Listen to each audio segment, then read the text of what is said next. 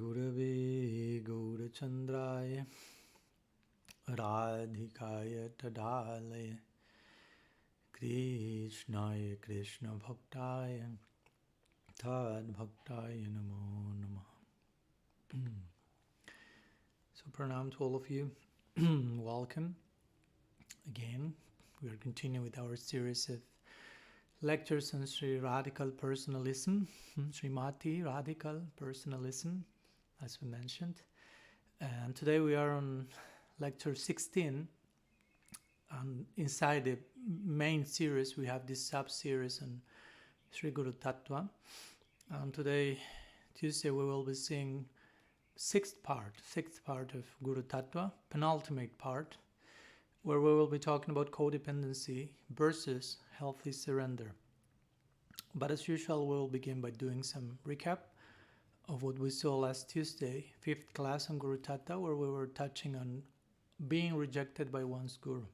Before that class, we talked about abandoning one's guru, and now we're going to the other side of the coin, so to say. So we began the class by addressing the different reasons for the disciple being disowned by the guru, or better said, analyzing if there were any actual reasons that Shastra could consider for this accepted disciple to be worthy, if you will, to be rejected by the guru. And interestingly, we found that there is not such a possibility, is not entertained by Shastra. Well, we find statements about guru being rejected by a disciple if there's considerable misbehavior. We don't find the same type of statements in connection to a disciple being rejected by the guru. On the contrary, the emphasis is on the merciful disposition, ideal disposition of the guru. And also, we found some statements in Shastra which seem to indicate that the disciple can be rejected at one point, but actually properly analyzing them, without too much detail, it's very clear that those statements speak about the rejection of prospective candidates and not of accepted disciples.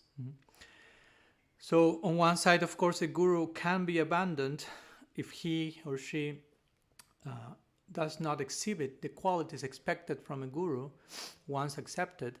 But interestingly, we don't find the same criteria and the same idea in relation to a disciple. And with this, of course, a point is that there's more responsibility in one sense in the relationship. On the side of the guru, it's expected that the guru will be more advanced, like the relationship with the father of a child. And if the child engages in some childish mistakes, the father will be forgive and continue nourishing the child. Of course, we haven't said this to over justify misbehavior on the part of a disciple, but just to make clear the point of which is the framework and the dynamics of this relationship. We also refer to the example of Ramachandra Puri and Madhavendra Puri, where it seems that Madhavendra Puri rejects Ramachandra Puri, but by going through what Chaitanya Charitamrita says, the main point is that he's being rebuked. Ramachandra Puri is being rebuked by his guru and not so much disowned and rejected on a permanent absolute level. We also spoke about levels of rejection. You can reject someone for a moment temporarily, but that's not necessarily the same as disowning. And this was not only clear by expressions in the very chapter and comments of Prabhupada, where the main idea was rebuking, not so much disowning, but also Mahaprabhu treating Ramachandra Puri when meeting him after being quote-unquote rejected by Madhavendra Puri, treating him as a disciple of Madhavendra Puri and showing respect to him, which with this confirming that he was not concerned that he was completely disowned, and thus confirming what Shastra say that possibility is not there. Also, we mentioned that in some cases, some disciples, accepted disciples, may be temporarily rejected or something like that, but for the guru to reject temporarily or take a distance of a disciple, also we mentioned the disciple has to be really evil person, evil-minded and extremely bad, ill-behaved. And even if that happens, such a disciple in time should abandon the practice altogether or continue to behave horribly, which will confirm that point. But even in those cases, we don't find that Shastra is confirming that there is a moment in which the guru will or can disown the disciple. The guru may, of course, take some healthy distance or put that so-called terrible disciple or terrible so-called disciple, put that person in some distance from the rest of the community So that is not disturbing further, but the possibility of full disowning hasn't been considered.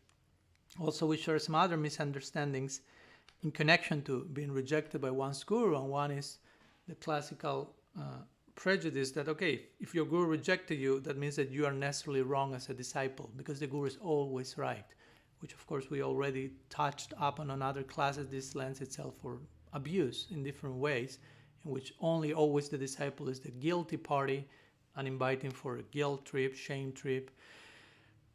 But again, as we mentioned, if a guru is rejecting a disciple for the wrong reasons, he is fit to be rejected for the right reasons, so to say, because he's showing that the guru, he's not having the proper mercy, the proper merciful disposition and capacity to contain and embrace and support any disciple. Some other misunderstanding sometimes is a disciple is rejected for the wrong reasons. As we mentioned, for the wrong reason means just to be rejected is something not supported by Shastra. In some cases, say, oh, you have been rejected, you don't have a guru, you cannot give Harikatha, or you are devoid of shelter, of connection. But again, if a Vyasti guru has misrepresented Samasti guru, Sri Guru department, when rejecting that person, that disciple has not actually been rejected by the Guru-TATTVA. But again, we might wonder in that case, then what's the situation of such a disciple who has been unjustly rejected by his guru, or who has abandoned his guru with good reasons, as we talked in the previous class. And we elaborated on that at the end of our previous class also. If we sincerely look for God, and he will take the role of guru in our hearts, even if we don't have guru, quote unquote, externally. If we have had it, and we continue sincerely searching, the guru principle will never leave us. And Krishna himself, the origin of Guru-TATTVA, Chaitya Guru, he will continually guiding the sincere aspirant and gradually take him to the external guru, so to say, the external manifestation of the Chaitya Guru principle. As we mentioned, God won't stop any sincere seeker from finding the truth, and any sincere seeker won't allow himself or herself to be stopped by anyone or anything in his pursuit of truth either. So even if someone has to go through this undesirable situation, but sometimes happening, of having to abandon one's guru, being abandoned by one's guru, but one remains sincere and properly situated, then the guru's external form may have changed in those cases, but remember, the guru is always one in principle, and is always there if we are sincere. Sincerity is invincible. So some words of recap from what we saw last Tuesday. Let's begin today with a brief introduction to today's title, 6th lecture, again on Guru-TATTVA. Sorry. Where we will be talking about codependency versus healthy surrender. So our last two classes, as I mentioned, were about abandoning one's guru or being rejected by one's guru. So in today's class, and in the next one, the last two classes on Guru-TATTVA, not the last two classes on whole radical personalism, but on this section on Guru-TATTVA, we won't be talking about guru or disciple rejecting each other officially, externally, but about those situations where guru and disciple remain as such, externally in their relationship, but internally they remain rejecting each other in the sense of rejecting the very essence of their relationship. Whether the guru doing that, or the disciple doing that, or in some cases, the two of them simultaneously.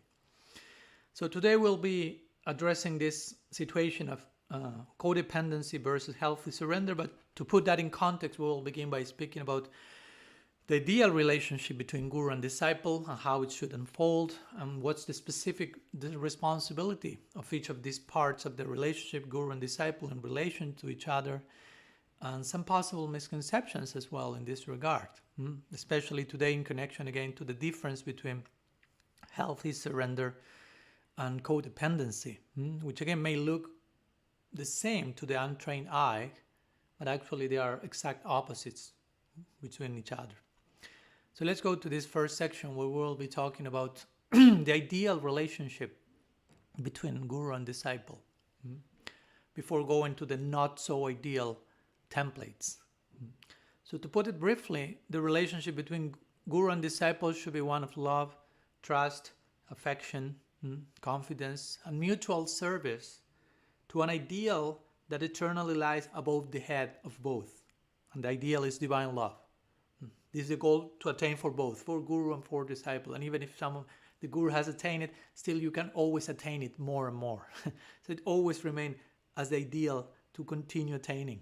So both guru and disciple are serving the same ideal. So in one sense, we could say guru and disciple are disciples, both of them forever. The disciple is disciple and the guru is disciple. Not of course, because the two of them have their respective gurus. The disciple has his guru, but the guru has his own guru or her own guru.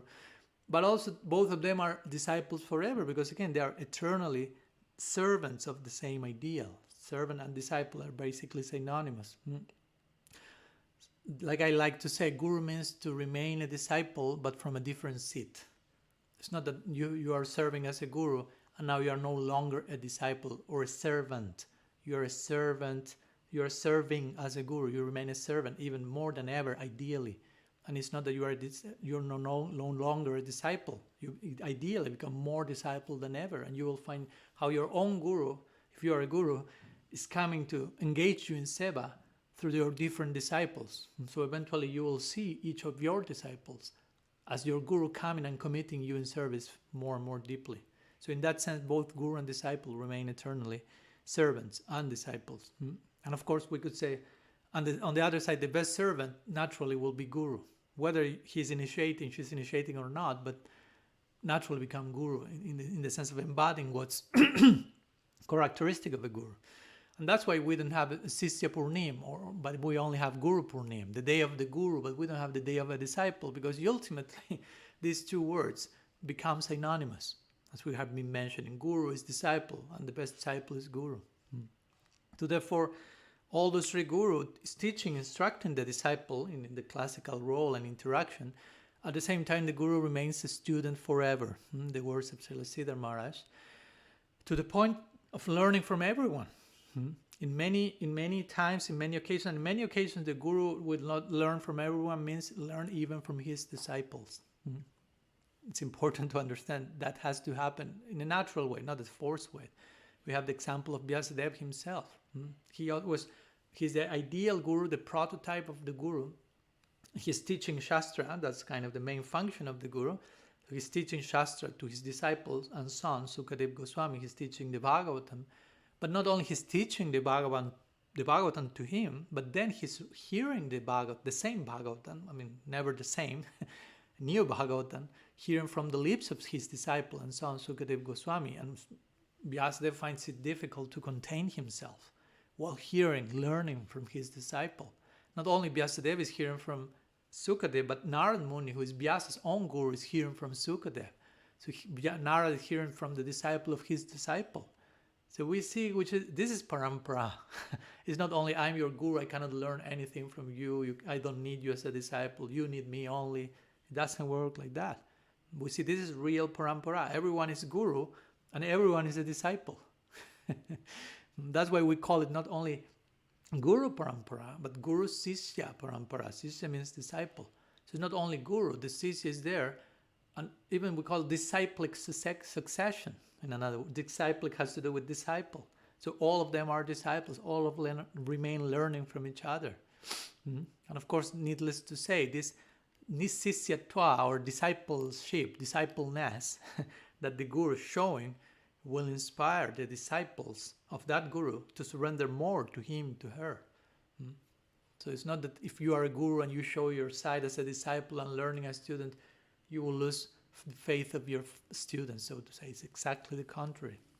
So in Gaudiya Vaishnavism, again, Vyasa, continuing with the Vyasa archetype, Vyasadeva is a prototype of the Guru figure for us. Not only for us, but in the whole Hinduism. You see in the Hindu calendar, of course, also our Vaishnava calendar, this Guru Purnima is celebrated like the day of the Guru once a year. But actually, Guru Purnima is the Vyasa Purnima, is the day of appearance of Vyasadeva.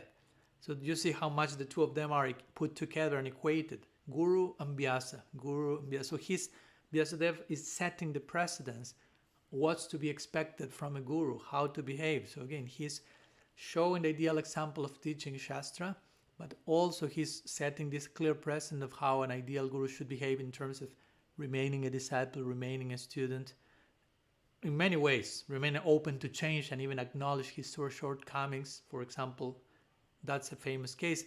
He's humble enough to acknowledge his own shortcomings and remaining open to further education and upgrade, like he did when he ended compiling all the Vedic literatures and still feeling dissatisfied with his writing of all such a monumental work. And then the Srimad Bhagavatam, in his ultimate edited version, so to say, came in Samadhi. So he was open to acknowledge, he was vulnerable. So he's setting the presence, a guru can be that, or even should do that. And also, another example of how a guru is supposed to be is Vyasadeva was willing, as we mentioned, to learn from his disciple, Sukadeva. And with this showing, the guru-disciple relationship is not one in which only the disciple needs the guru, learns from the guru, but where the guru also needs the disciple and learns from the disciple. And the guru needs the disciple in more than one way. Of course, to begin with, the guru needs a disciple, because without disciple, you cannot be a guru. You cannot officiate, serve in the capacity of guru if there's no disciples. There's no student, the teacher cannot teach, basically. So to begin with, in that sense, the guru needs the disciple, or needs a disciple. But in a deeper sense, even, that we are touching upon here, the guru needs the disciple to learn from him, as we have mentioned. And just like the disciple, of course, will need the guru to learn from him, each in his own ways. I'm not saying that the learning is exactly the same, it's happening in the same way, but there is a learning and there is a teaching and inspiration. It's not the disciple is feeling, of course, I will instruct my guru, but that happens naturally if both parts of the relationship are in the proper place. That's the arrangement. So both will learn from each other and both need each other.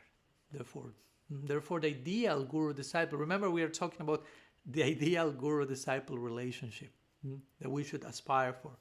So the ideal guru-disciple relationship is not so much as we have seen, a hierarchical, monarchical, or even pyramidal relationship. On top the guru and below all the disciples, and only the disciples need the guru, only the disciples learn from the guru. It's not so much in that way, hierarchical, monarchical, pyramidal, but it's more the result of a circular or even a spiral collaboration, where there's a flow where everyone is learning from everyone, where the sharing, the nourishing is always mutual work, mutual joint collaboration, and never unidirectional, not non-reciprocal. It's actually something that is flowing in every possible direction. As we already say, the highest sense, an ideal situation, both guru and disciple will be guru and both will remain as disciples simultaneously. Ultimately, these two words, guru, disciple, merge into one another and they become synonymous. Because the two of them are so exemplary in their behavior, they will be guru. But the two of them are so open to learn and grow, they will be disciple. Guru, Sisya, Parampara. Both are guru, both are Sisya. So we already talked before in previous class about the ideal attributes of both guru and disciple, so I won't go here into the details of that, but just a brief recap so we can have that in mind, because we will explain some things in that connection. So guru should have proper knowledge of Shastra, should have inner realization of that knowledge, and should exhibit that inner realization in the form of a controlled mind, senses, and a balanced humanity, to put it briefly. And a disciple should have sincere spirit of inquiry, willing to inquire, open his heart, her heart to be filled with what Sri Guru has to offer, if everything is in the right place, and that we call surrender. Sincere inquiry and surrender to revelation. So, of course, we already analyzed some unfortunate circumstances when this is not the case, where some of these elements are missing, but still the ideal templates should be looked for. We should bear in mind what's the ideal way in which all the things should happen, and we should look for that ideal template, not only in relation to the guru, but also in relation to us as students. Remember, each one has to contribute with their own part. And in this connection, one consideration that we already shared, but it's important to emphasize once more, before accepting one another, remember, guru-disciple relationship is a voluntary and deeply committed relationship, but voluntary. So Sanatana Goswami mentions in his Hari Bhakti Vilas a lot that the importance of guru and disciple living together for a year before accepting one another in their relationship, getting to know each other, coexisting together as partners. Remember, guru-disciple is a mutual collaboration, working together in the service of a common ideal.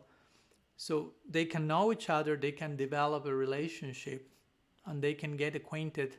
For example, the disciples can get acquainted with both the absolute and relative sides of the guru, as we already talked in previous classes. And also, the guru has to become acquainted with the different sides of the disciple, so to say.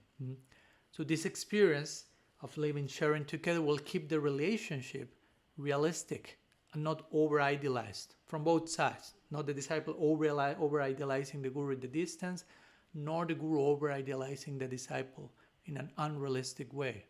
So this the ideal scenario. Of course, if we cannot directly live with one's guru in this period, and that may be the case for most or for some, then there should be some arrangement to compensate for that, so to say, or at least having another sadhu in our lives come in complementary that may fill that role as a representative of Sri Guru. Because again, when your guru can be a top pure devotee, topmost Uttam Mahabhagat with all devotional medals, so to say, but usually we need someone close to us with whom we can hold ourselves accountable and in a personalized way. Again, we have to keep it radically personalist. So if we only think, oh, my guru is a pure devotee and he always knows everything about me, so he will always tell me the perfect revelation without even knowing me, that may be too idealized.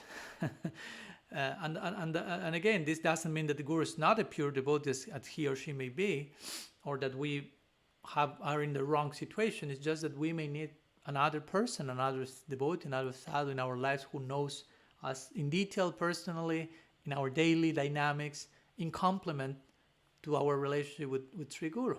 And there's a place for that. That's my point. We should see how to compensate all these things that are ideally represent the ideal scenario. So once established, the relationship, ideal relationship between guru and disciple, what is that relationship? We just share some preliminary ideal scenarios till now. But once this relationship is established or formalized, whatever initiation is there, so what's the ideal scenario? In the famous words of Rupa Goswami, it's Visrambhena Guru Seva. Which means to serve Sri Guru is more directed to the disciple, but as we already spoke, there's a reciprocal dealing here. So Guru Seva, render service to your Guru in the spirit of Visramba, which means confidence, intimacy, affection. This is a central line which emphasizes the mood between Guru and disciple, or where the relationship should ideally evolve, in which direction. Of course, before that, Rupa Goswami speaks about Ado Guru Padasraya Krishna Dikshadi Sikshanam, to take shelter in the Guru. But of course, before taking shelter in that person and before initiation, there is already some experience in relation to that person that inspires surrender, inspires confidence. And we cannot just skip that. It's not remember, surrender is not a forced thing with a white flag. Then comes Siksha, further Siksha, Diksha, further Siksha, like a natural consequence of that shelter that we have taken originally. And again, of this confidence that was there on some level to begin with. So after all this process of shelter, initiation, Diksha and Siksha, Visrambhena Guru Seva, the confidence continues to unfold and develop. Intimacy, the relationships continue to be unpacked, so to say. Again, Visramba was there in one level to begin with, some intimacy, some confidence, some trust in that person. But gradually, as the whole relationship unfolds and develops, naturally that Visramba will grow, will expand in time, like in every relationship. It begins at some point, there is some initial trust, confidence, and gradually it starts to blossom into its ideal, ultimate potential. But that Visramba is there from day one as a constant that just unfolds. To a form interestingly, Visramba means again not only confidence, intimacy, but also friendship. So ideally the relationship should unfold into one of friendship with the Guru. And this friendship is not something that the disciple only has to allow himself to experience, of course, in a proper way. I'm not speaking about just deep, cheap familiarity, but properly grounded friendship and confidence. But not only the disciple has to experience that, but the guru has to allow that to happen in their relationship also. So that's the ideal scenario. Not only the disciple is allowing himself, herself for that to happen, but the guru is also allowing that to happen, putting himself in that situation, exposing himself to those degrees of intimacy. So Vishramba means, again, confidence. In general, where you can translate it as confidence, but it's difficult to translate it with only one word. So it's a confidence that implies intimacy and a sense of friendship. All of them put together, Vishramba. Vishramba, interestingly, is also the Swarupa Lakshan, or defining quality of Sakyarati, of the friendship relation between the devotee and Bhagavan in this case. Of course, the Vishramba with Krishna will take a particular form, and the Vishramba with the Guru will take a different form, but there is still some connection between what this term implies in both relationships. Again, so there is some prospect for friendship with the Guru, like the one develops like a child, a son and a daughter develops with one's father or mother. Eventually, in the beginning, your father will be, to say sometimes, first 5 years, father will allow the baby to do whatever he wants. Next 5 years, there will be more parameter, context, rules, so the baby doesn't become an anarchic monster.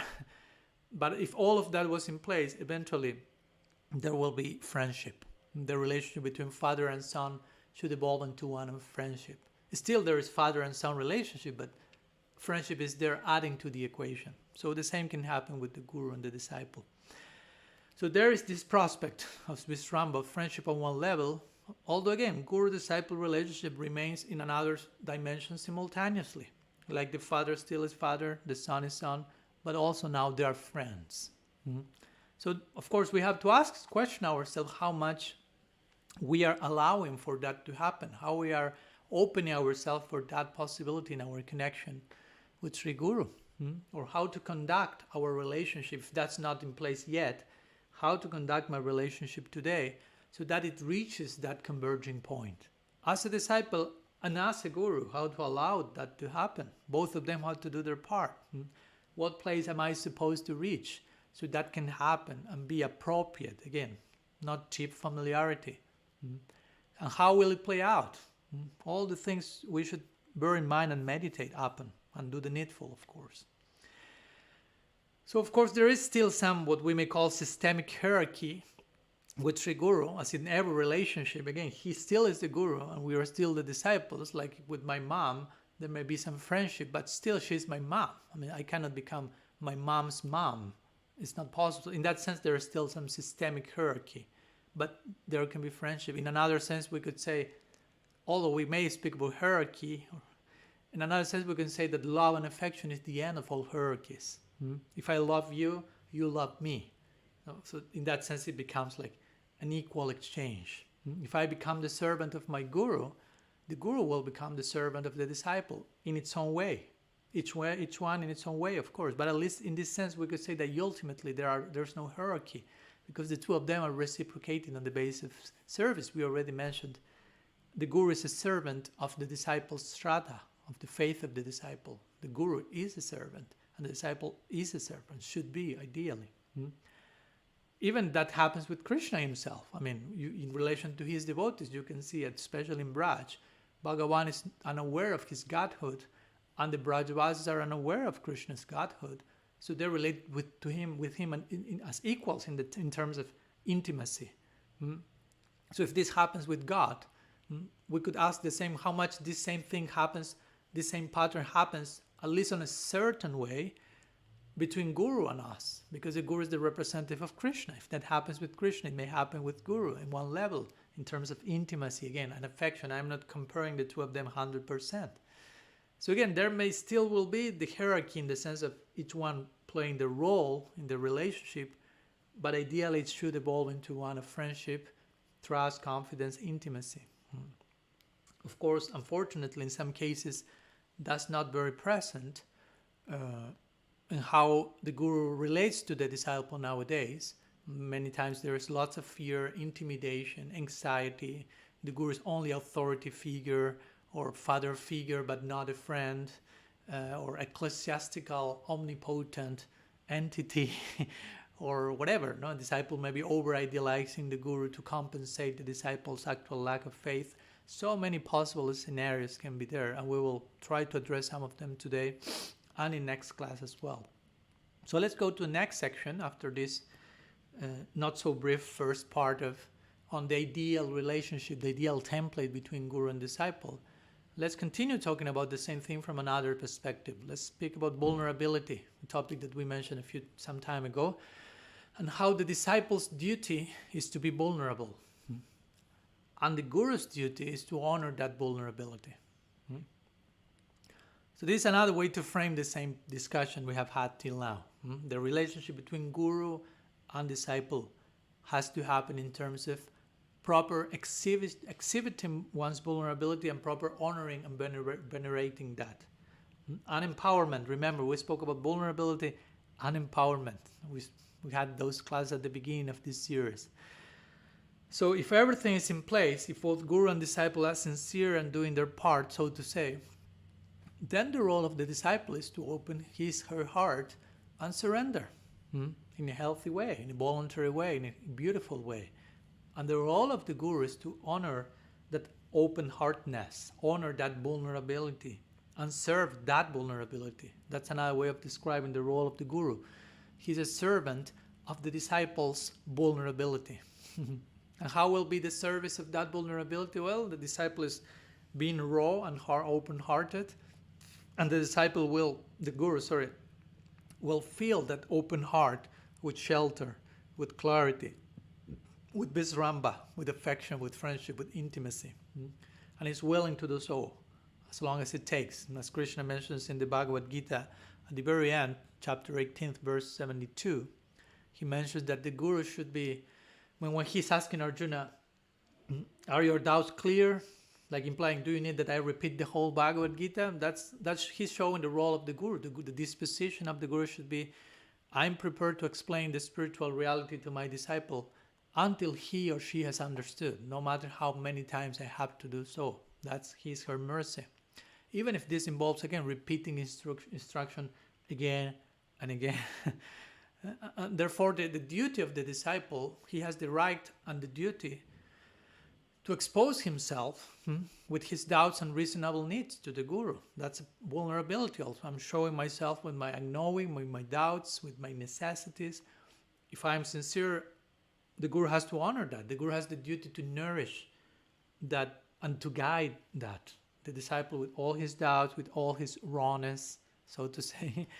This is the role of a spiritual guardian, a bhakti rakshak, so to say, in relation to those he's guardianing, so in one way or another. So the guru should ideally be able to recognize what state the disciples are operating from at that particular moment. And from there, the idea is that the guru will reflect back to the disciples an understanding of that, of where they are, and also help them to relate in a healthy way to that unfolding and movement that is happening inside of the disciples.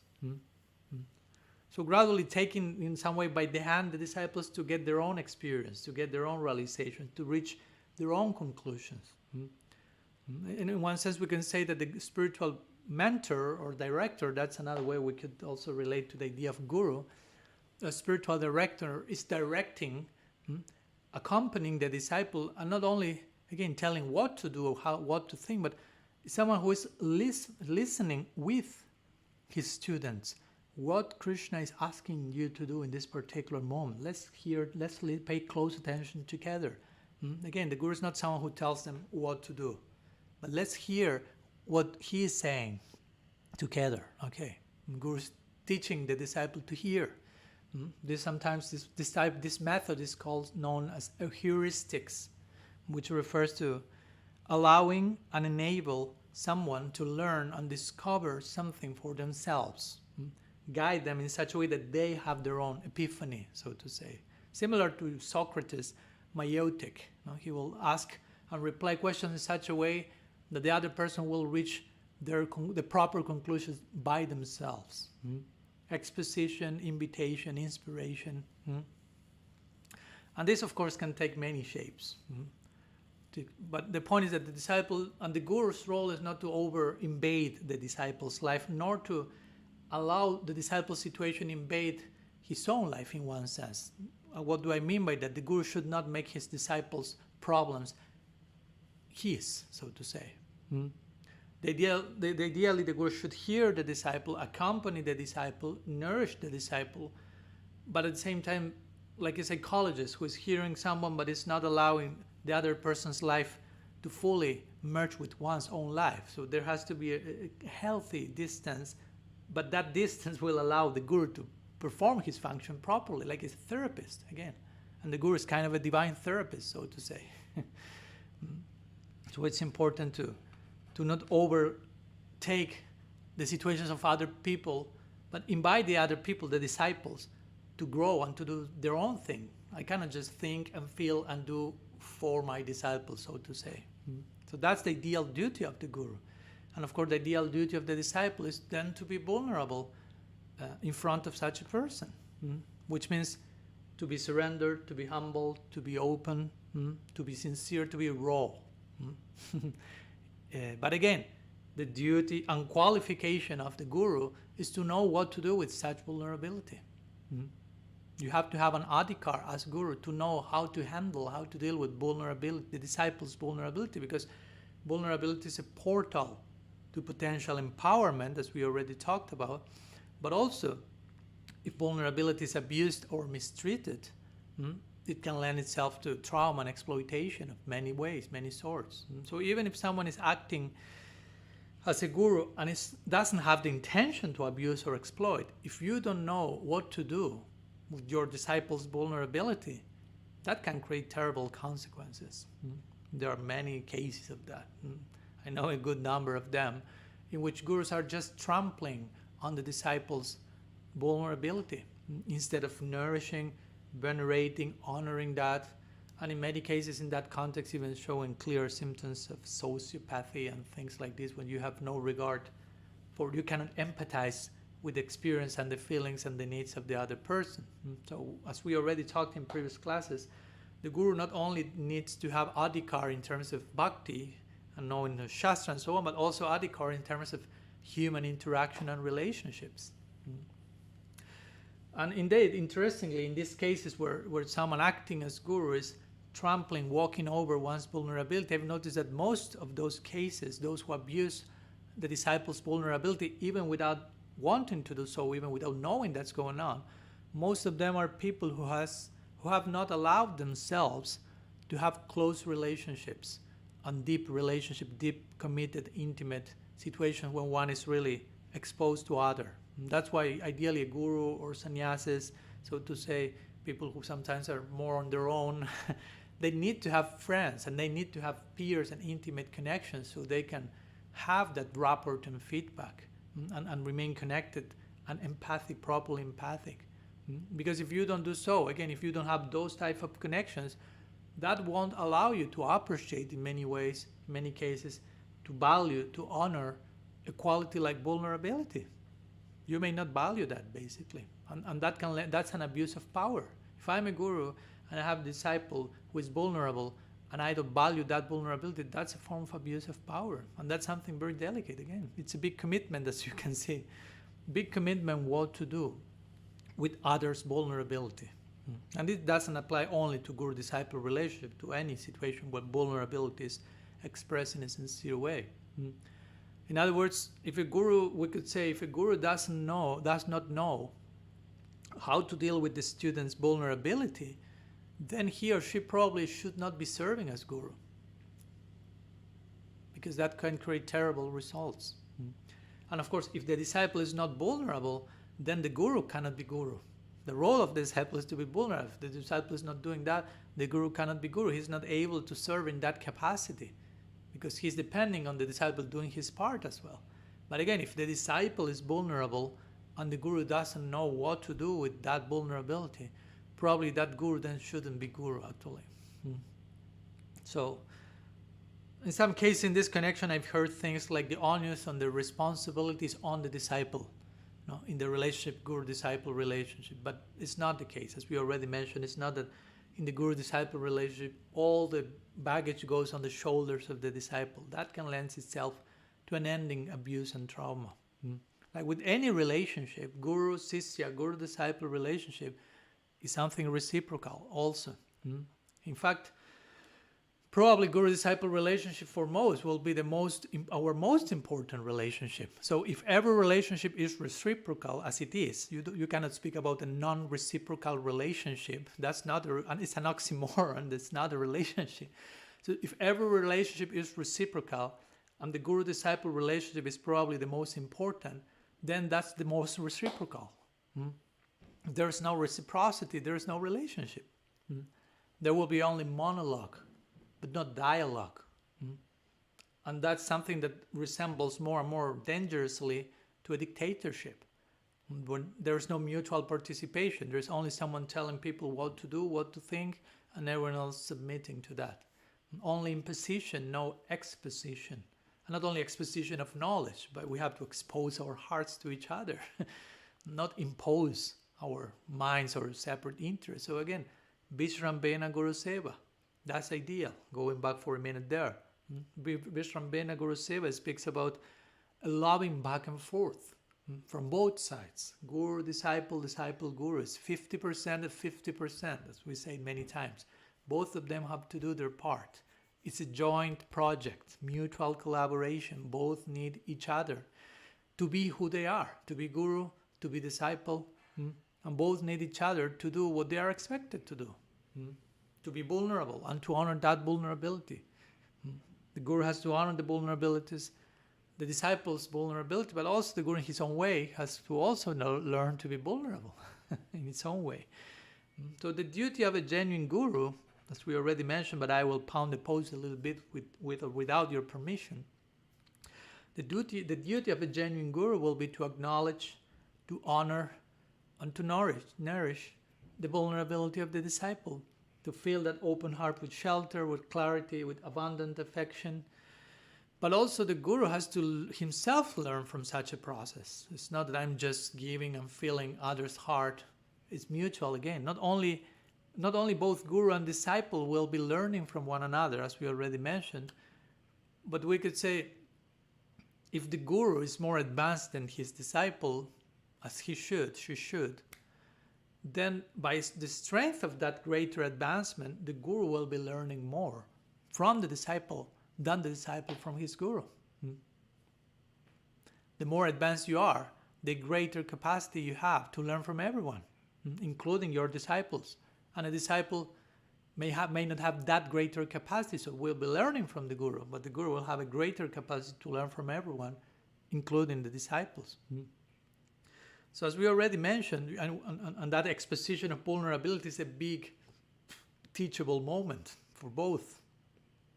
So we already mentioned proper vulnerability opened the door for deep empowerment. And that's ideal. This pattern won't be an exception in the guru-disciple relationship. If the disciple is vulnerable properly and the guru honors that, the disciple will be empowered by the guru. But the same happens in the other direction. If the guru learns to be properly vulnerable, she will be empowered. Both will be vulnerably open to each other, and both will be empowered by each other in corresponding forms, by divine arrangement. That's the magic of the guru-sisya connection. The two of them are vulnerable and are empowered by each other, each from their respective posts, so to say, or situations or in their relationship, but that's the divine arrangement. That's what should be happening in the ideal template. Therefore, both share equal responsibility, we could say in this sense, but also, as we mentioned in previous classes, we could even say that in one sense there is more responsibility from the side of the guru. Because again, the guru is more advanced, he's the father, some other things are expected from him or her that won't be expected from the child. The higher and more advanced you are, the more responsible you are expected to be in a relationship. And the more delicate will be the repercussions of each of the guru's words, in this case, each of the guru's thoughts and actions, more than in relation to the disciple. That's why Shastra opens itself. You may have to reject the guru, but that's not the case in the opposite direction. So in this sense, we could say that there's more responsibility on the guru's shoulders, and not on the disciples. And in the sense that, again, ideally, the Guru has more capacity to take responsibility, like the father dealing with the baby's vulnerability. The baby, the other day, a baby came here and is so vulnerable. So the father has big responsibility that you cannot expect the baby to take charge of the father's vulnerability, not at least in that moment of the relationship. So, of course, in another sense, both parties, guru disciples, should be giving their 100% to the situation, to the relationship, invested the whole being in that sacred relationship.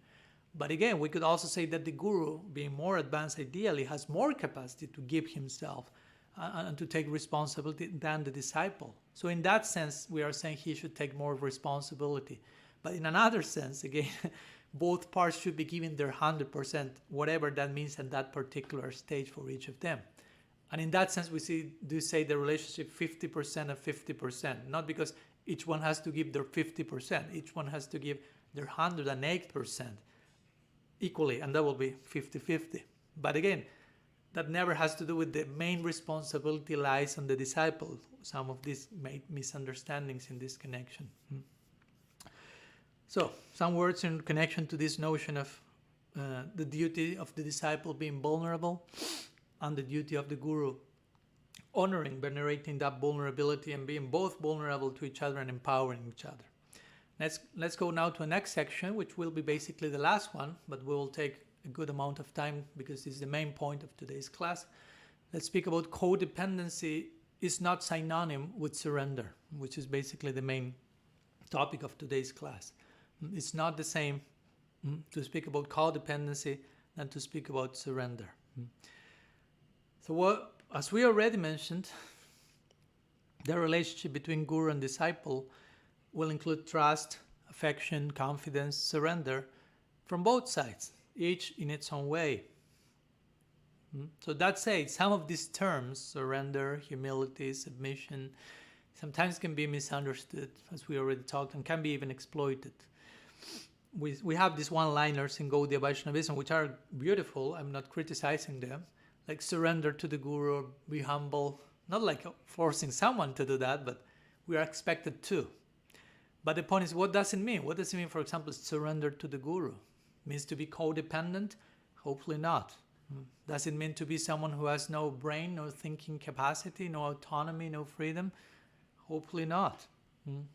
So then the question is, so what's the difference between surrender and all the things that hopefully are not what we understand as surrender? What's the difference between, in other words, between surrender and codependency? So let's enter that topic now. So in codependency, what's codependency to begin with? Codependency, you give yourself to someone else, but only with the intention that such person will fill a void that you need them to fill. So basically, externally, you give to the person, you surrender, but internally, you are actually exploiting the person. You are using the person to fill your existential hole, so to say. And many times this includes the idea of, I need you to need me, codependent. A deviated guru also can fall prey of this. I need people needing me. But also a disciple can also toxically be codependent of the guru. We will see later today some examples of how these dynamics play out from both sides. And how both of them can be feeding each other in that codependency, which is of course not the ideal template we have just described. So the relationship between spiritual teacher and student can easily fall in codependency, or can easily fall in other issues related, like unacknowledged parent-child transference issues, whether from the side of the disciple or from the guru, or even cultism. We will talk about more next class about that one. So we need to cultivate an awareness of the potentially damaging dynamics in this relationship. That's crucial. Even if we are situated in the best of settings, we should remain aware of the negative potential if we stop being aware of, we stop taking care of the things we have to take care of. So to begin with, in this connection, an important clarification that even if surrender is expressed in itself in relation to the best of settings, we should understand that surrender, or full surrender, that sometimes is expressed, you should surrender fully. Full surrender is not a one-act performance. It's not that you do something and now you are fully surrendered. Yesterday you were not surrendered and you are fully surrendered. And what to speak, this genuine guru will never expect full surrender immediately from anyone, because he knows that's a process. Full surrender is a very special stage or circumstance, and it's a gradual process. Surrender will grow naturally, based upon faith, actually, because as we mentioned, Jiva Goswami mentioned Saranagati, or surrender, is the outer expression of Shraddha, or faith. So if surrender is an outer expression of faith, and we know that faith develops gradually, so therefore its outer expression, Saranagati, will also develop gradually, a gradual process. In other words, full surrender cannot be just attained pressing a button and being there. Gradually developed and gently encouraged through loving dealings, through proper training, through practical advice, not by forcing it, like pressing a button and we are there. Surrender is, again, voluntary. It's not forced. Like you have a white flag, waving a white flag because someone is about to kill you. I surrender. That's not the surrender Gaudiya Vaishnavas talked about. So, of course, also in relation to surrender, it's something that I like to mention in this connection. When we have said previously in previous classes, for example, surrender to a guru proportionate to how much that guru is representing Krishna, we were suggesting this, just the idea that we have just shared, because some of us have asked me about that. I'm like implying a disciple needs to surrender fully to someone. So if a guru is not, I don't know, fully representing Krishna, how can I calculate and not give myself fully? So when I say a guru fully representing Krishna, what do we mean? Because some may think, okay, if he's not a Uttam Bhagavat, then he's not fully representing Krishna. But I am not saying that. A guru may not be an Uttam Mahabhagavat, maybe a Madhyam Adhikari, let's say, Madhyam Bhagavat. But in that level, that guru may be fully surrendered according to his present situation and capacity. What's full surrender for the Madhyam Bhagavat, and that person is doing that. So full surrender is not just only something that only an Uttam Mahabhagavat has attained and everyone else below are not fully surrendered. But it's most a disposition to fully give yourself in any given level. You can be fully surrendered in day one if you're fully sincere and willing to do that. Although the way it expresses itself, it needs further refinement. But according to what you can do and offer at that moment, you may be fully surrendered. So in that case, if a guru is not the topmost Uttam Mahabhagavat, but is fully surrendered as a Madhyam Bhagavat, one can also, as a disciple, fully surrender to that person. Because if both are fully surrendered, Krishna's will manifest accordingly. But the full surrender will be, again, according to what does it mean in our particular stage, as guru, as disciple. Some related idea to this notion of full surrender could be the term obedience. And again, also in the context of potential codependency. So what's obedience? Again, for obedience, for there to be voluntary obedience, it shouldn't be forced. There has to be first trust and affection, and there will be obedience as a byproduct of that trust and affection, not the other way around. And our obedience will be sustained by original trust, again, which came by seeing the example of the person that I am obedient to. But the point is, if the guru stops behaving as a guru should, the guru cannot expect obedience from his disciples, much less demand obedience from his disciple if he is not setting the proper precedent. Because why? Because for the disciple, the cause of his obedience was the example that the guru was giving. So if the guru is not giving an example, the source of inspiration for that obedience becomes affected. And if we as disciples nonetheless force ourselves to remain obedient, that type of obedience will fall in the category of niyama graha, according to Rupa Goswami, which means following. One of the ways of translating that is following without the proper reasons for following. Not only following without knowing what I'm doing, but doing with the wrong reasons for doing what I'm doing, which is in one sense even worse. An obedience without spirit. Another form of niyama graha is, as you may know, to reject all obedience, all following any rules in a whimsical way, anarchic way, so to say, without any good reason. But the version we are mostly pointing to here is to accept everything without good reasons. To be obedient, surrender, but without the proper reasons. To be obedient without knowing why I should be obedient. Or again, remaining obedient due to the wrong reasons to remain obedient, which is even worse. Knowing that, for example, there is something wrong going on with my guru or whomever I'm being obedient to. There is something wrong there, but nonetheless I force myself to remain obedient. That's not a desirable scenario. And Srila Rupa Goswami, he says, such niyama graha, such a blind following or obedience, what happens to that? That will destroy your bhakti, basically. Such behavior will affect your bhakti negatively.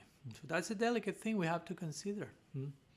In fact, the actual sin, so to say, niyama graha, is not so much to reject the rules, nor to follow the rules, but the actual sin is not having the proper intentionality.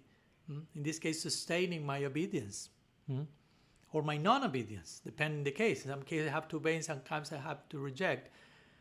Or in some cases, I do both of them without the proper intention. So in other words, if I have the proper intention, if the heart and the conception is in the right place, proper understanding, proper intention is there, I can be expressing obedience or even disobedience, as we already talked in previous classes. You can disobey Guru and Guru Seva in some cases, of course. In both cases, if I'm doing that from the right place, in both cases that will be favorable to my bhakti. But if I don't have proper intentionality and understanding, in those cases, I can obey or disobey, and it will be unfavorable for my bhakti. So one may rightfully question, why we as disciples sometimes express unhealthy obedience in relation to the Guru. What makes a person, a human being, a human sadhaka, to know in this stuff, nonetheless express unhealthy disobedience? So let's share one possibility. Of course, there's not only one reason because why this happens, but one of them may be we may have two needs in our false ego, which one is to feel different from others and to feel special. Many cases. So we may try to obtain that in relation to the Guru. I want to feel close, special, intimate, different. And you may try to obtain that in relation to Guru. And even if the price is to express unhealthy obedience. And that will be codependency.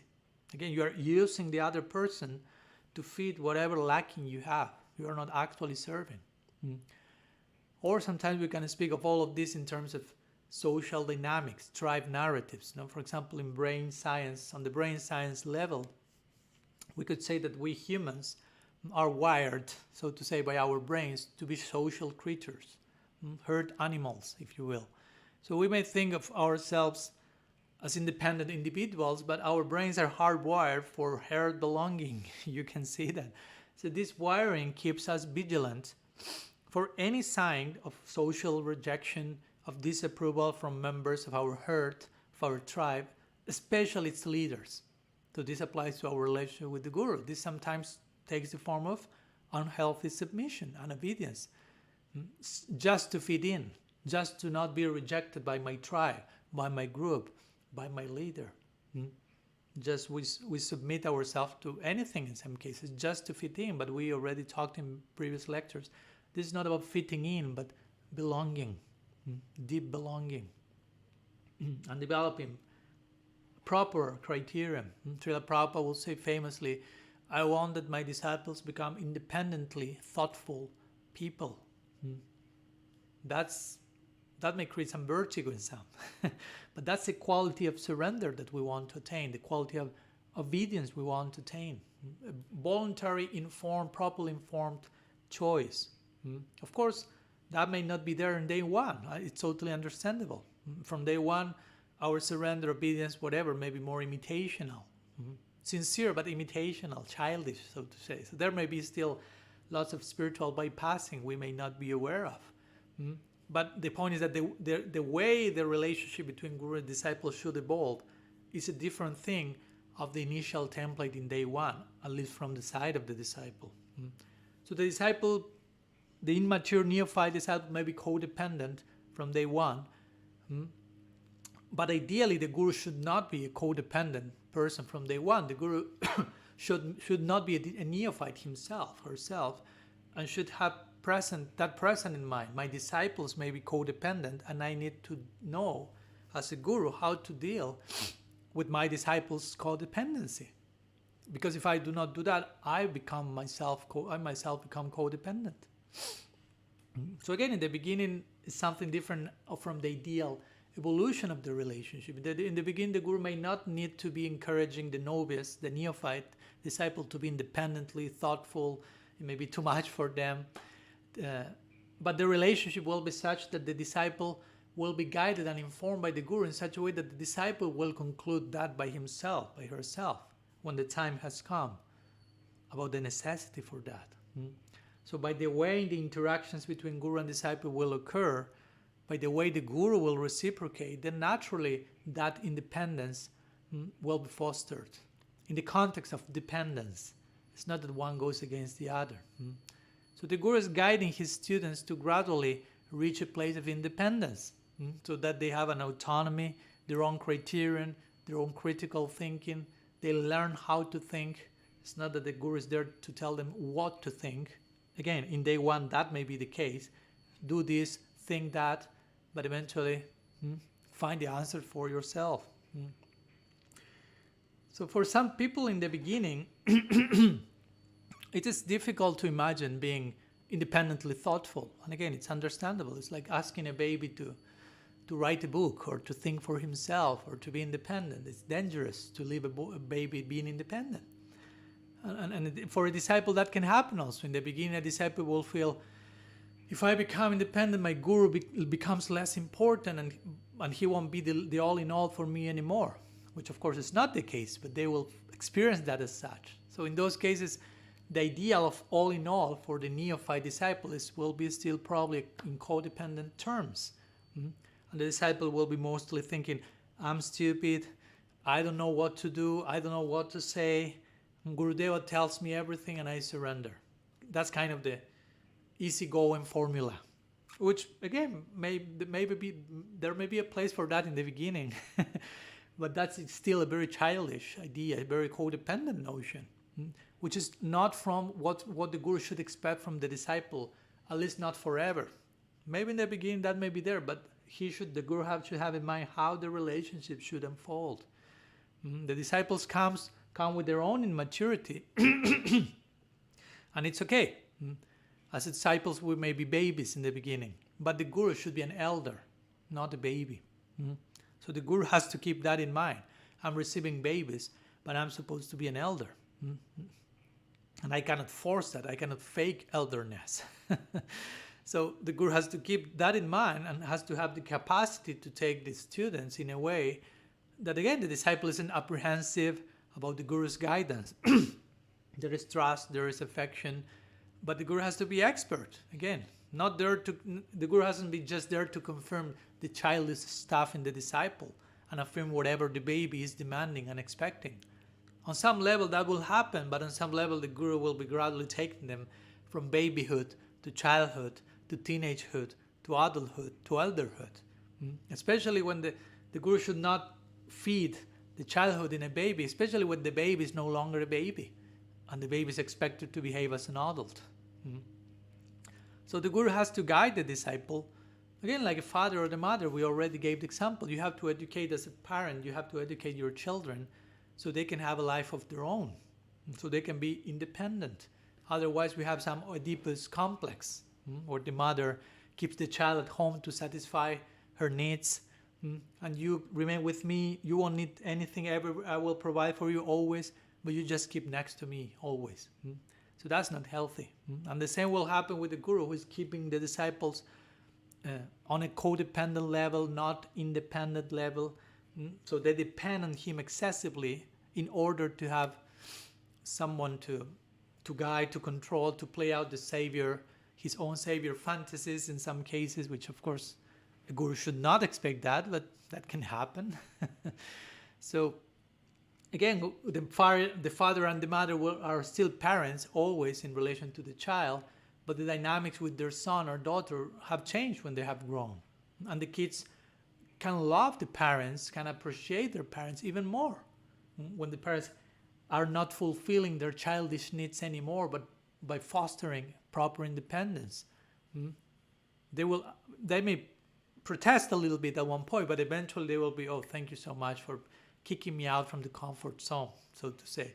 So the same has to happen with the guru and the disciple. In a very expert way, gradually, the baby has to be put out of the comfort zone, be nourished, guided, so it eventually becomes independently thoughtful.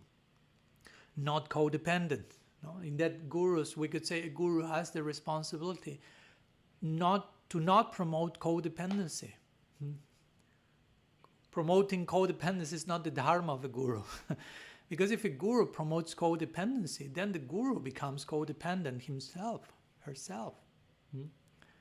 And becomes addicted to having people validating a certain idea of himself and who they are as gurus, or how they will like to think of themselves, a self-image that the guru may create or may make others have in relation to him or her. And typically in these cases, the disciples sometimes also want someone to validate them. So it becomes mutual. It's a vicious circle. This creates a pattern where both parties avoid dealing with their own personal stuff. The guru has someone wanting someone to validate him, and the disciples want someone validating them. So it becomes a quote-unquote perfect combination. And it's subtle, very subtle sometimes. The baby disciple may come to the guru again with lots of expectation, over-expectation of the guru, that the guru may validate him in a codependent pattern, again without bad intention, just the immaturity of the stage.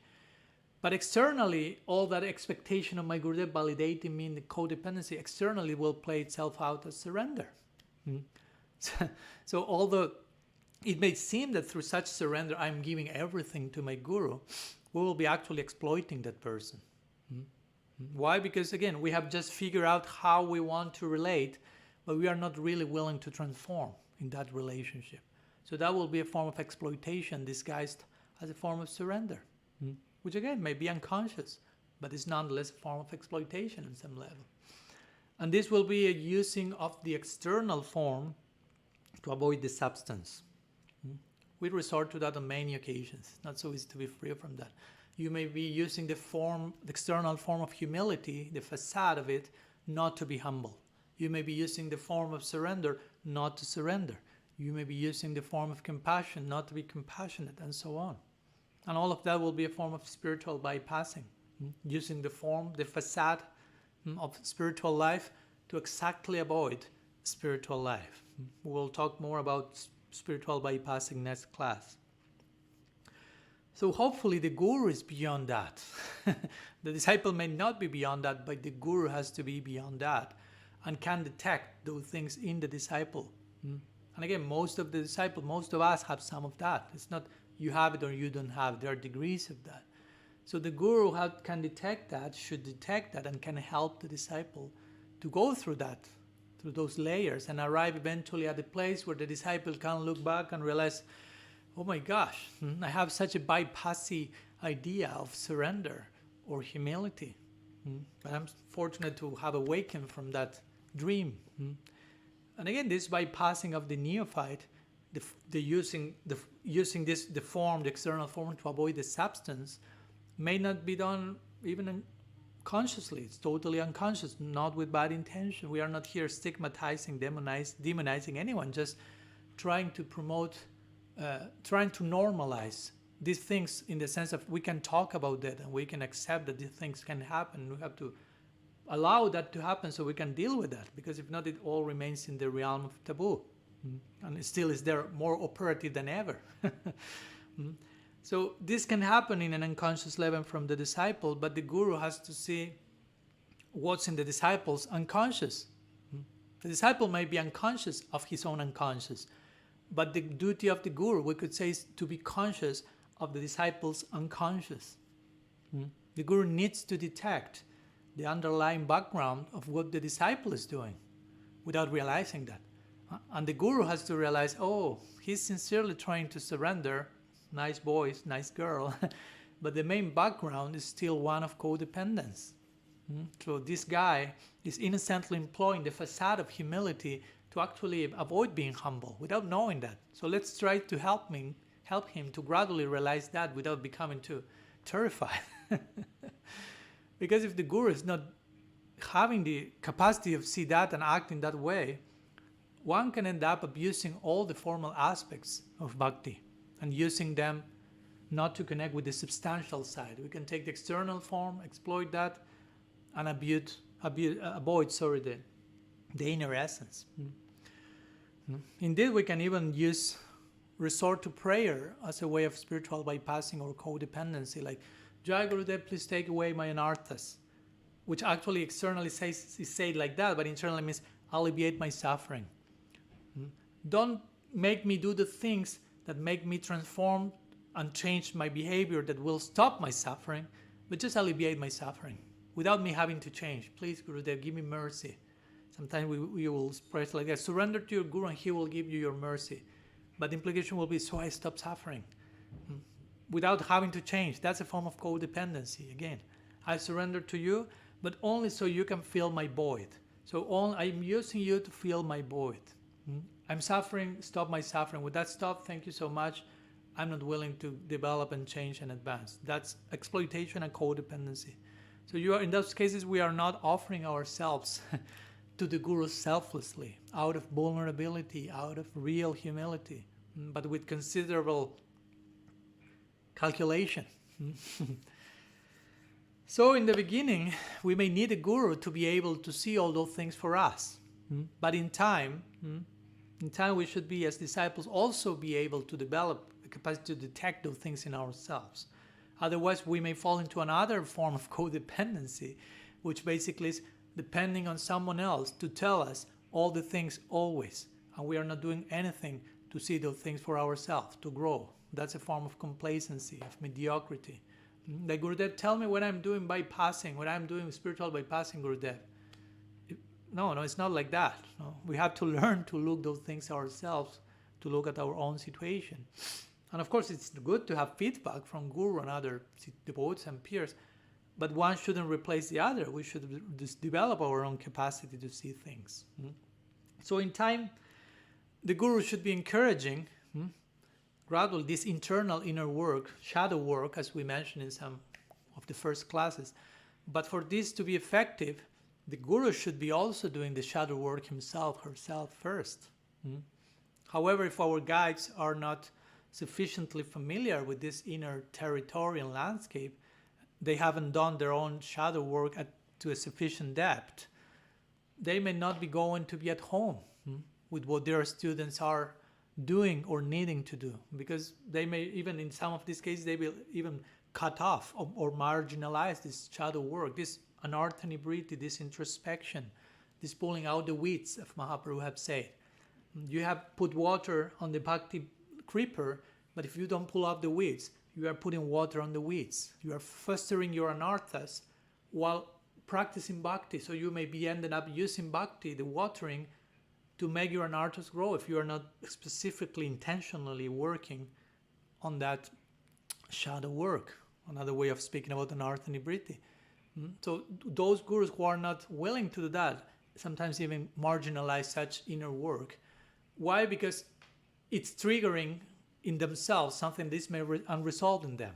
To speak about that and realize I'm not doing my homework is triggering something that is still unresolved. So they dismiss the whole thing, even for his disciples, without taking any responsibility for such cutting off that thing from his disciples. Indeed, rather than suggesting that those who may need should engage in disciplines like psychotherapy or something else to also heal certain aspects of our subtle body, many times these teachers typically recommend, no, don't need to do that, no need to go that, just chant more rounds, further spiritual practice, which shows how much they themselves are trying not to deal with their own issues in some ways when that's required. So as we mentioned also, if the fault is assigned for the student's lack of success on this path, if a student failing and only the disciple is always the one wrong, and no fault is attributed to the Guru, that lends itself to a very toxic and undesirable scenario. So a guru system, so to say, will have to collapse if it's built on codependency. Because why? Because any codependent relationship is destined to collapse. Try to understand that, going beyond even this guru-disciple relationship. Codependency is not healthy. Thus, one should not be a guru, basically, if one is susceptible to codependence. Because you are putting yourself in the midst of a situation where your own weakness will like devour you, basically.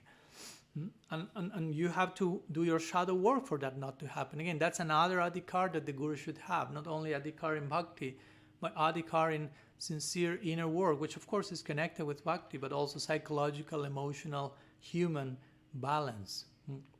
If the guru is not staying vigilant in this connection, then over time the guru may fall into that trap of codependency. A guru initially may not buy into that, maybe starting very honestly and sincerely, but sometimes it can happen. Some cracks start to come if we are not aware of that, because it's a comfort zone. Codependency is a form of complacency. It's a comfort zone. It's an easy temptation, a cheap one.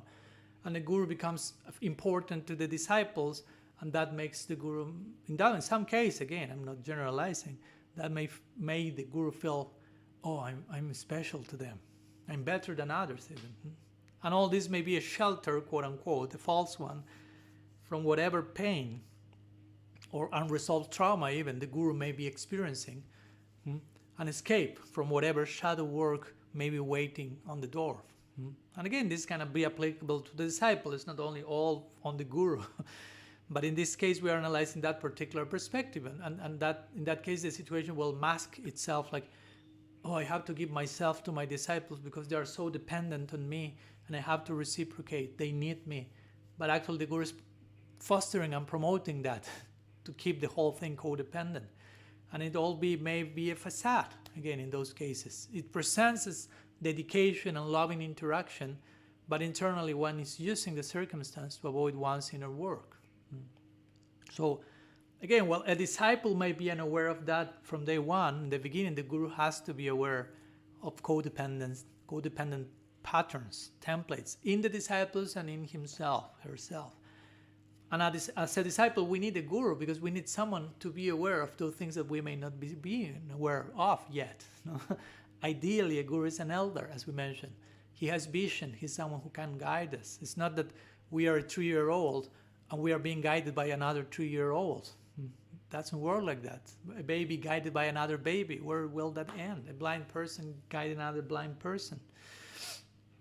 Of course, also some of these templates, as we mentioned, can happen in the disciple. For example, from a disciple side, the disciple may surrender, quote unquote, as a way of not being responsible for himself. Not thinking for myself, not taking personal responsibility. And personal responsibility is something totally crucial. But sometimes the idea of surrender may hijack, so to say, sabotage that function if improperly understood. I have to surrender. And we may consider that, surrender means I will wait for my guru to validate every moment, every movement, everything I do. He will tell me what to do. I won't do anything if he doesn't tell me. I won't think anything if he doesn't tell me. And externally it seems, I just want his blessings before I perform any act at every step. But actually what's going on in those cases, you don't want to become responsible for your own acts. You don't want to take responsibility. And in case something happens to you, something wrong goes with what you did, it's, I just did what my guru told me. It's not my fault. In other words, if I surrender to my guru, then my failure is no longer mine, but belongs to my authority. So it's his fault. Again, externally it shows I'm just waiting for my Gurudev's blessing before every step I take. But internally, if something goes wrong, it's his fault, not mine. I don't need to change ever. It's he the one who is at fault. So, of course, that's not very nice. This reminds me of a pattern described by Fyodor Dostoevsky in his Brothers Karamazov. It's a famous section called The Grand Inquisitor, and there's a chapter of the book, and there's a character speaking with Jesus. I've shared some videos some months ago about this conversation, dramatization of that section, and the person is telling to Jesus, basically, people is afraid of freedom. afraid of personal responsibility. They desperately want authority figures to tell them what to do, so they don't have to hold themselves accountable for their own actions. That's what dictatorships are. In dictatorship, you have the dictator, okay, he's not a nice guy, but also you have a whole mass of people who don't want to think for themselves and take responsibility and who submit to the dictators. So a dictatorship in big part is facilitated by those masses of people who are not willing to take personal responsibility. So, and this same pattern can be seen in how obsessively some disciples treat their guru. Again, this may be done unconsciously, but at least the guru should not mistake that codependency with real surrender, the ultimate mature surrender. Because if the guru mistakes this, then he may end up becoming codependent himself, herself, and partial to those disciples who make him feel special, who especially are codependent of him. What to speak, if you have low self-esteem and you need people to be your cheerleaders, that's not healthy. Don't be a guru if you have low self-esteem, I can tell you. So in fact, sometimes gurus have extreme other possible scenario of these codependencies. Sometimes we have gurus who have extreme emotional dependency on some disciples, but they are not willing to admit that. They are really partial, they are really dependent, but they try to hide their own codependency in those cases by criticizing others' emotions as being mostly sentimental, downplaying emotional expression, downplaying emotional needs in general, and overemphasizing intellectual pursuits and attainments and other areas of focus. Let's speak in detail about the lila, while probably the guru himself in some cases is totally needy. In emotional terms, is totally codependent and partial, but unwilling to acknowledge that and still camouflaging it by not only hiding that, but downplaying those things he himself needs in others. So those are less than ideal scenarios that we should address if they happen to be there. Let's share one last example of codependency, and we are almost done. If a devotee or anyone, a disciple, whoever, don't trust themselves enough, and I'm not saying this in an egotistical, egocentric way, I'm perfect, I'm beautiful, I'm all in all. There is a trust we should develop in ourselves, an inner dignity in connection to who we are in relation to Krishna and who he is in relation to us. That's part of our balanced humanity, as we already spoke about. So if we don't trust ourselves in this way, then we will only be trusting others. We need others to trust in us because we don't know how to trust in ourselves. We didn't only our guru to trust in us because we don't know how to trust in ourselves. But whenever that trust in others is affected, God forbid, but that can happen, then we will have no trust foundation whatsoever in ourselves. So that will be really, that can lead to even paranoia. So somehow this same pattern can extend and apply again to the guru. We will trust the guru, and we should trust the guru if everything is in place, of course. But we shouldn't use or employ that trust as a replacement to the type of trust that we need to develop in relation to ourselves in a healthy way. So one thing shouldn't replace the other. That's the point. If not, this can even be seen again externally as an extreme form of guru nishta, of full firm faith in the guru, and extreme form of surrender. But in some cases, it may be only an evasive mechanism to not do the work of trusting ourselves in a healthy way, and we end up using the sadhu, so we don't have to actually do our part of trusting ourselves, and that will be a form of guru bhoga, of enjoyment of the guru, sadhu bhoga, exploitation of the guru, not guru seva. And again, the guru should be aware that probably many codependent people will approach him or her.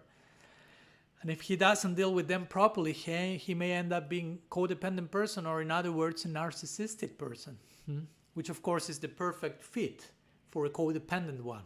Narcissistic, codependent. And again, externally, this scenario between a narcissistic and a codependent person may seem externally as a perfectly loving, ideal, reciprocal, but such reciprocity is basically only taking place in a way in which both parties are exploiting one another and are using each other as an evasive device to avoid facing their own shortcomings. That's not the role of the guru. And that's not the role of the disciple. We already mentioned which is the ideal template between guru and disciple. Now we're showing that indirectly. What's that not?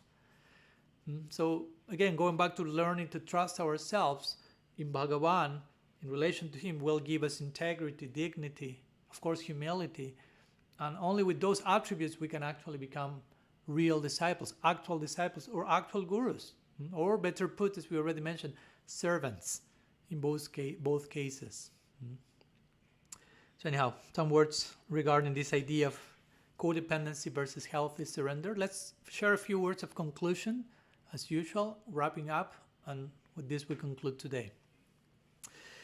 So, as we have already shared, in previous classes, there's lots of unresolved trauma that builds structure to future further trauma everywhere, including in our Gaudiya community.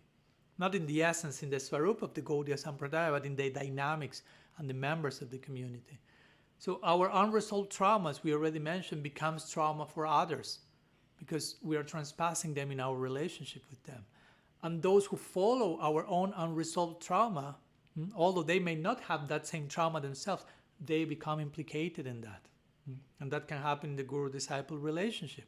Not only on us as individuals, as disciples, but also in relation to a guru. If the guru is not equipped to deal with his own traumas, in case they have any trauma, of course, or in case the guru is not able to deal with the disciples' own trauma, this trespassing of trauma in the name of parampara can happen. And if a codependent disciple is worshipping the guru for the wrong reasons, is worshipping the unresolved traumas that guru may have. Of course, the disciple is not seeing those things as trauma, as unresolved trauma. But if the disciple is doing that without knowing, and the guru is not only allowing that to happen, but promoting that worship of his unresolved trauma, that becomes part of the disciple's future trauma. And that's not parampara again. We are not passing divine transference and knowledge, something else we are passing. So in those cases, the disciples may have no clue what's actually going on. They are maybe thinking we are fully surrendering to Gurudev and we are getting closer and closer to Krishna, but they may be acquiring trauma by worshipping something that is not worthy being worshipped and is not resolving the Guru's figure who is not working on that. Again, I'm going to a very undesirable scenario, but a possible one. So in time, when that trauma becomes a problem for the disciple acquired a trauma from the guru, and the trauma becomes a problem for the disciple, they don't kind of recognize where this trauma came from, because they never knew that was a trauma. They worshipped even that from in the guru.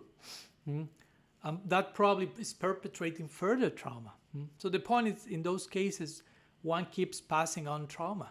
But as we already said in previous classes, parampara is something else. It's to pass on something else, not trauma. We may have some unresolved issues, both as gurus and as disciples, issues that may not be obvious for everyone, or even not obvious even for us. But sometimes also there will be some scenarios that will trigger our unresolved issues in our unconscious. So we should pay close attention to those moments, both as gurus and as disciples. These situations, moments of trigger, these tests, will surely come. And we should be continuously ready to distinguish them, the things, and distinguish between the difference between codependency and healthy surrender. That's an ongoing process that happens in so many different layers. And we should be open, again, both as gurus and disciples, to remain working on that, so our ideal guru-disciple relationship flourishes and blossoms into the ideal template we described today as well. So anyhow, some thoughts on this particular topic. We'll conclude here and share a brief homework for those who will like for this week. So let's try to reflect on patterns of thought that we may have and which may promote unhealthy codependency. Let's try to be introspective about that, and let's think what we can do to improve them in ourselves, or if we have perceived them in our local community or other relationships. So see you next Tuesday for our seventh and last lecture on GURU-TATTVA, where we will be talking about spiritual bypassing between guru and disciple. So we will continue with similar points that our today's class, but from new further nuanced perspectives. So that will be our last class on Guru-TATTVA, and then we will continue with some other series of lectures as part of the Radical Personalism series. Shri Guru-TATTVA ki jai, Shriman Mahaprabhu ki jai, Shri Harinam Sankirtan ki jai, Shri Gaudiya Sampradaya ki jai, Gaur Bhakta Vrinda ki jai, Gaur Premanand Haribo, Vancha Kalpatarubhyascha Kripa Sindhubhyaivacha, Patitanam Pavanebhyo Vaishnavebhyo Namo Namah. Ananta Koti Vaishnava Vrinda ki jai, Gaur Hari.